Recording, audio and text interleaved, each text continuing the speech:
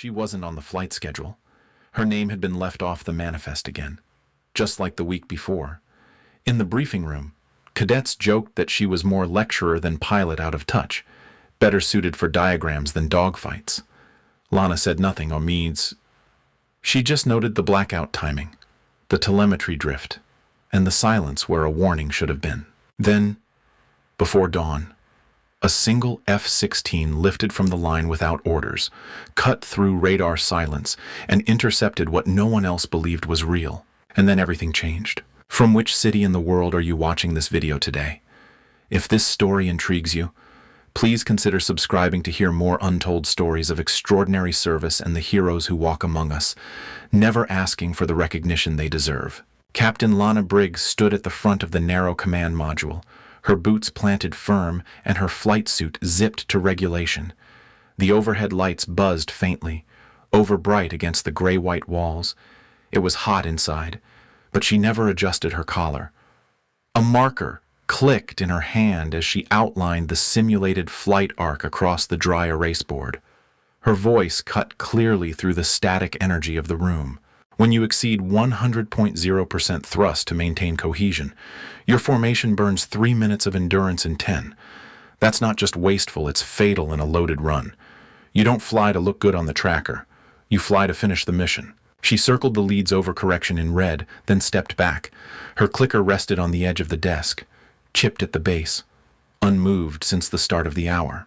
The cadets watched without urgency. Some scribbled. Some leaned back with practiced boredom. A pair in the corner exchanged glances. One whispered, just loud enough to carry. She hasn't flown hot in years. The other grinned and muttered something about desk pilots and PowerPoint tactics. No one laughed out loud, but the disrespect was ambient. It moved through the room like background radiation, constant, low level, and meant to be endured. Lana kept her posture still. Her tone never shifted. She brought up the next slide on the projector, a HUD capture showing the moment of deviation. This tail drift cost your team separation altitude. 2 seconds too late on throttle reversion. Discipline is not the enemy of survival. It's the reason for it. One trainee, dark-haired and loud-shouldered, raised his hand halfway and dropped it before speaking. Discipline doesn't do much when you're getting locked at 20,000 feet. His accent marked him as one of the international placements. He leaned forward in his chair, smiling like he knew the punchline. Maybe if you'd flown something real lately, you'd understand that. The moment held. A few shifted in their seats. Another cadet chuckled under his breath and added, "She teaches like she's afraid of speed." Lana didn't flinch. She returned to the board and uncapped her marker. With one clean motion, she drew a straight diagonal line through the flight zone map and labeled it Engagement Window. She underlined it twice. Her handwriting was smooth, sharp, and silent. No one looked up. She erased the board. The room's energy shifted again. Restless. The kind of mood that spreads when people think they've won something unspoken. Chairs squeaked as cadets leaned back. One clicked a pen in rhythm with his boot tapping the floor. The air smelled faintly of sweat and old coffee. Her lecture was technically still in progress, but the class had already checked out. Lana walked to the desk. Her clipboard lay atop a stack of folded training maps. She flipped through the morning's flight logs until she reached the last sheet. Each student's call sign was marked in her firm, angled handwriting. She traced the list from top to bottom without speaking. The final name was her own. It had been crossed out in red. The line wasn't heavy or angry. It was faint, made by someone cautious enough not to press, but it was there. She closed the clipboard, placed it neatly beside the clicker, and walked to the board once more. There was nothing left to teach today. The cadets began packing up, muttering about fuel ratios and chow time. One of them brushed past her with a mumbled ma'am that carried no weight. She made no reply. As the last boot step faded down the hall, Lana stood alone in the quiet of the empty module. The hum of the projector softened, then stopped. The lights remained harsh, but now they lit only her shadow across the erased surface of the board. She reached for a cloth and smoothed one final corner. Her movements were economical, intentional, clean. Then she left the room. She didn't look back. The airfield lights flickered once before stabilizing, casting a harsh silver hue across the hangar bay. It was just after 2300 hours, and most of the base had turned over to the night shift. Inside the simulation room, Lana sat alone at a monitoring console, eyes locked on the thermal trace replay crawling across the screen. She had been watching it for the past 10 minutes, frame by frame. Something didn't fit. The drone's heat plume should have dissipated after the maneuver. Instead, a faint trail arced beyond the designated air corridor, curling into a blind angle. Lana froze the feed and leaned closer. The shift was slight, almost negligible, exactly the kind of drift a stealth profile would leave if it were shadowing the primary sim unit. She tagged the signature, dropped it into a system log, and wrote a 2-line note, pattern breach suspected, cross-check radar pings from Delta Corridor. When she submitted the flag, no alert sounded. No confirmation ping returned. The entry disappeared into the backlog queue with dozens of other unprocessed logs. She waited 5 minutes. Nothing changed. In the adjoining operations room, a planning huddle was underway. 4 instructors and 2 junior officers reviewed flight paths for a visiting delegation. Lana approached carefully, holding her tablet with the relevant sequence displayed.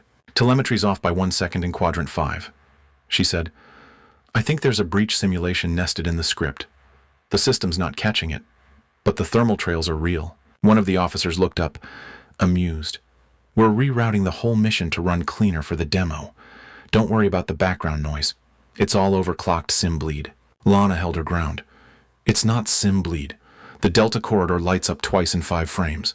If this were live airspace, you'd have a ghost flight under radar." The instructor nearest to her nodded without looking at the tablet. "If it matters, someone else will catch it." Then he turned back to the group, pointing at a revised time block on the board. "Move the secondary team to 15 minutes earlier. Looks faster on playback." Lana stood in place for another moment, then stepped back. Her screen dimmed. She logged the conversation, saved the screen capture, and closed the file. Later that night, in her small desk space tucked into the rear of the sim lab, she inserted a red USB drive and opened her own telemetry pattern. She had recalibrated the envelope 3 nights ago, adjusting the drift model to compensate for thermal bleed. It wasn't authorized, but it was accurate.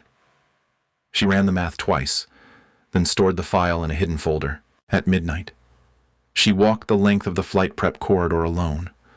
Rows of grounded drones cast long shadows beneath the halogen lights. A clock overhead glowed in yellow digits. She didn't trust it.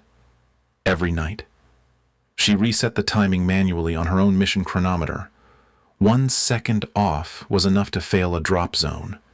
She had learned that lesson early in her flight career and never let it go. The next morning, she found a junior officer had overwritten her adjustment to the pre-flight matrix.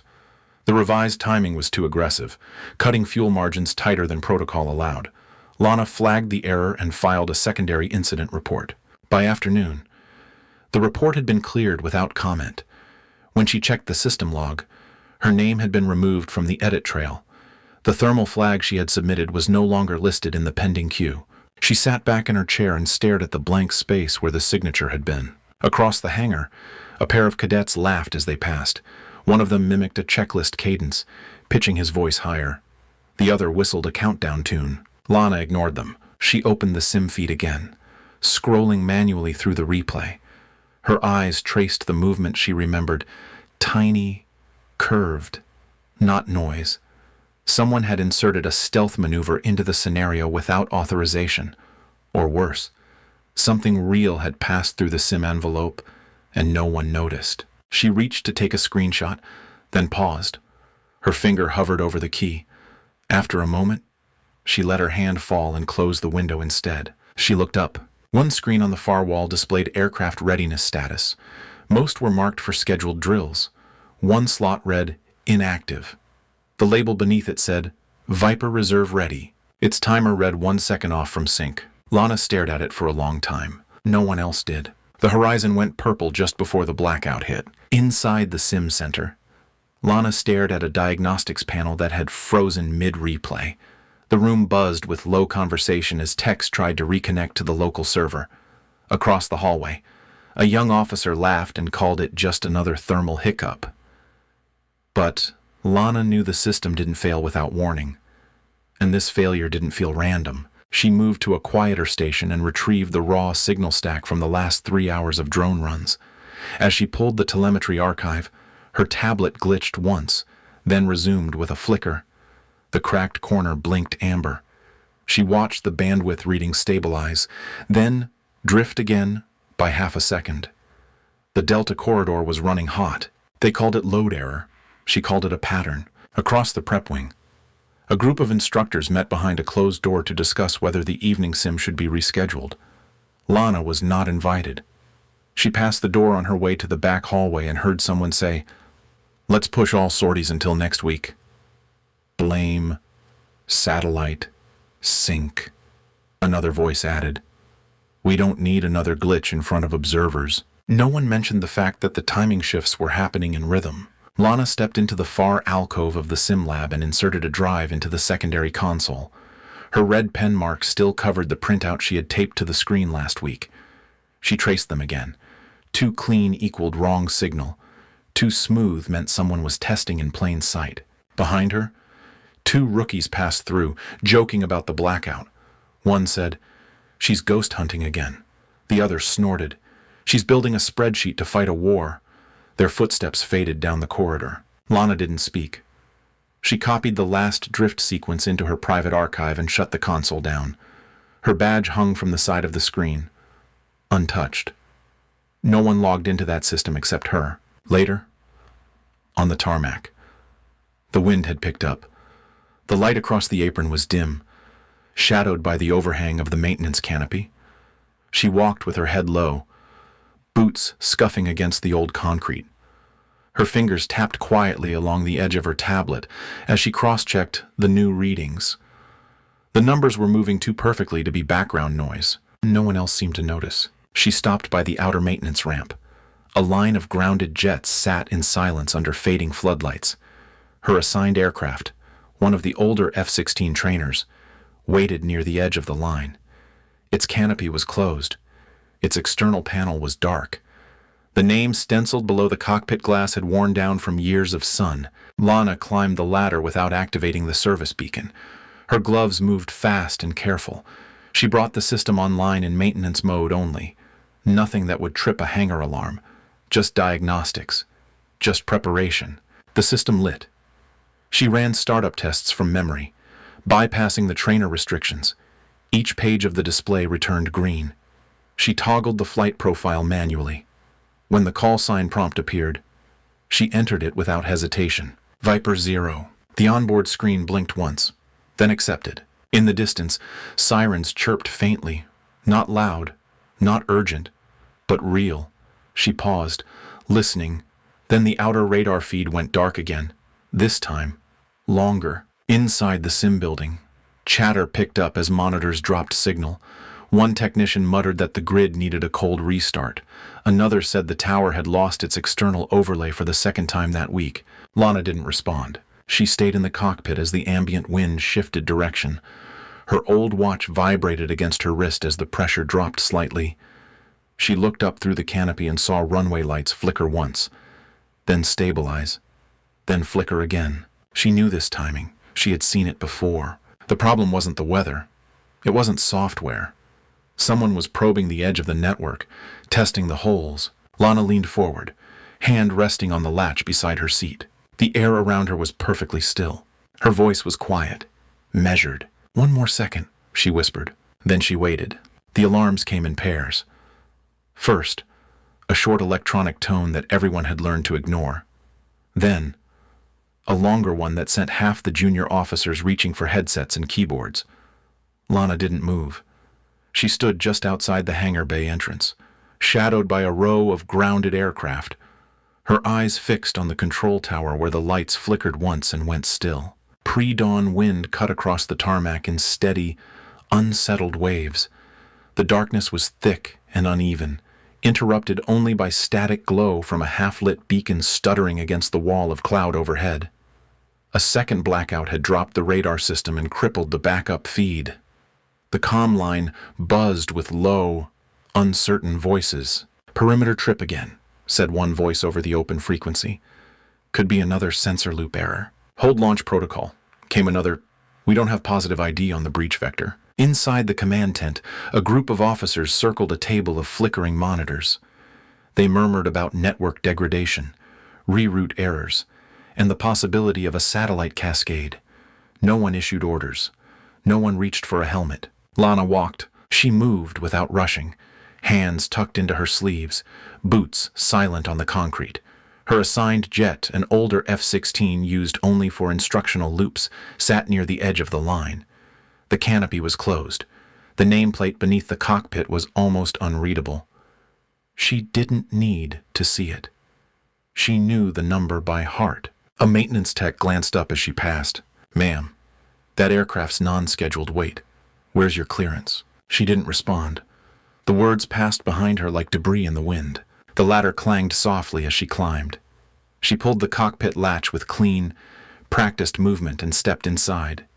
Her gloves, stitched at the wrist with faded initials, were already hooked to the yoke.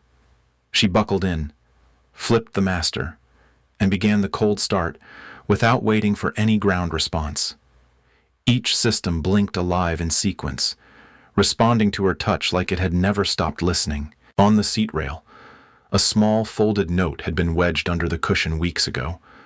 She had written it one night after a failed sim review, half reminder and half promise. She didn't look at it again. She knew what it said. Silence does not equal surrender. Below the canopy, ground crew started to move. A crew chief ran toward the jet, headset slipping sideways as he keyed into the tower. "Unknown pilot in trainer Viper. Repeat. Viper 1 is moving with no logged clearance." From the tower, "Negative active sortie on Viper 1. Say again. Who's on that jet?" Another voice yelled from the apron. "She's already powering, stop her." Lana said nothing. The final checklist cleared on the dash. She reached for the old flight card wedged beside the nav console, flipped it once, and entered the profile code manually. She paused only a second before typing the call sign. "Viper 0. The radio crackled, then stilled. The canopy locked. Engine ignition surged. The intake caught and stabilized with one clean breath of fuel and flame. "Viper 1 is rolling," came the call, panicked now. Then a new voice filled the channel. Calm. Measured. "This is Viper 0, she said. "Sortie airborne. Tracking unknown inbound on stealth arc. Confirm signature on approach vector south-southwest." The line went silent. No one moved. Inside the command tent, one officer turned from the screen, pale. "Who cleared her?" No answer came.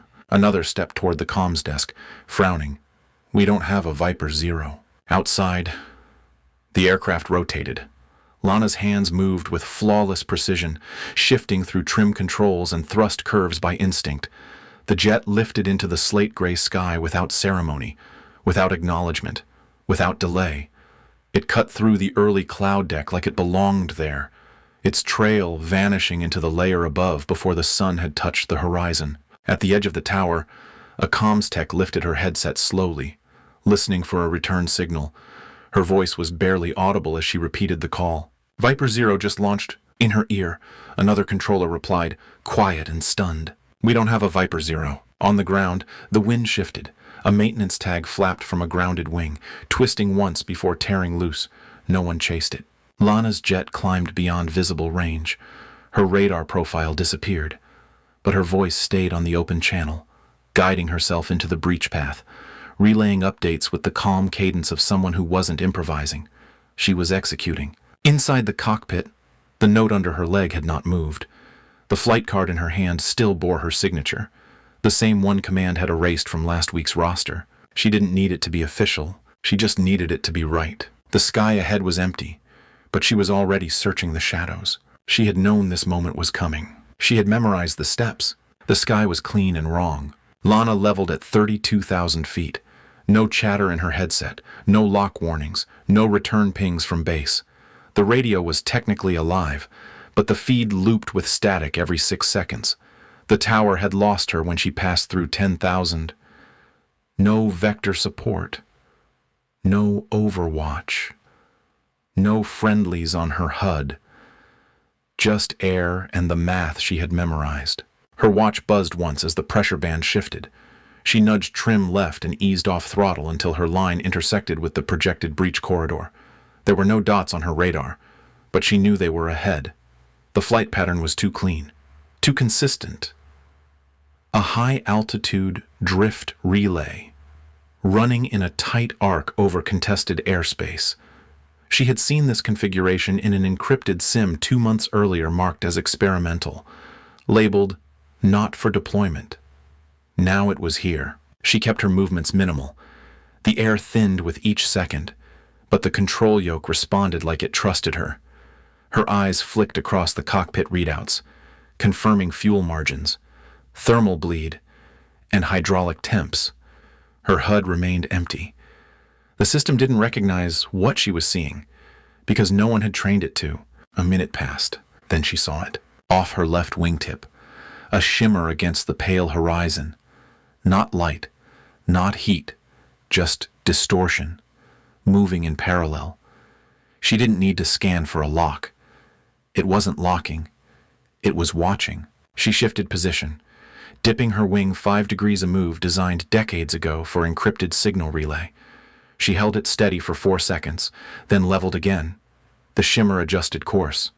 That was confirmation. She was not alone up here. She took a breath, long and even, then climbed 10 degrees into a tighter intercept loop. The pressure forced her back into the seat. Her old watch vibrated again. The climb was sharp, deliberate, just long enough to draw attention. Her right hand steadied on the throttle as she ran her backup calculations on instinct. Wind vectors were clean. The relay was just starting its next arc. She didn't fire. She matched. Lana brought her jet into position less than 500 meters behind the lead shimmer. No IFF, no signal return, no lock-on code, just presence. She slid behind it and mirrored every turn with a fractional lag just enough to be seen but not challenged. The other aircraft held its path for 3 seconds too long. Then it veered. She stayed steady. From the ground, techs scrambled to bring telemetry systems back online. In the control center, someone finally shouted, "We're seeing a return. High altitude. No ID yet. It's holding above zone 41. A second voice followed. "That's not a drone. That's a manned jet. Who's flying that close to the arc?" Inside the cockpit, Lana's display stayed clean. She didn't need confirmation. Her manual markers guided her position, just hash marks on a taped sheet beside the altimeter.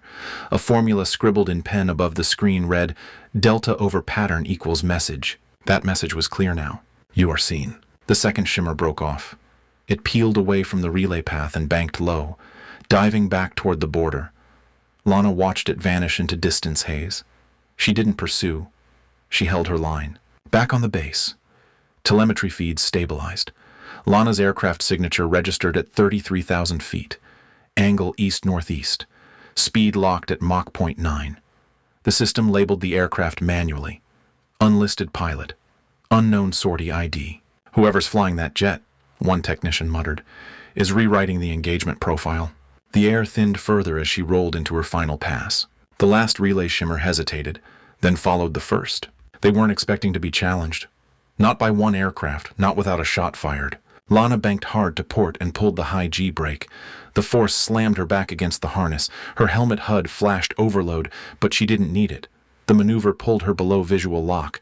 Her path disappeared into cloud. It was an old escape trick, not part of modern doctrine, not taught anymore.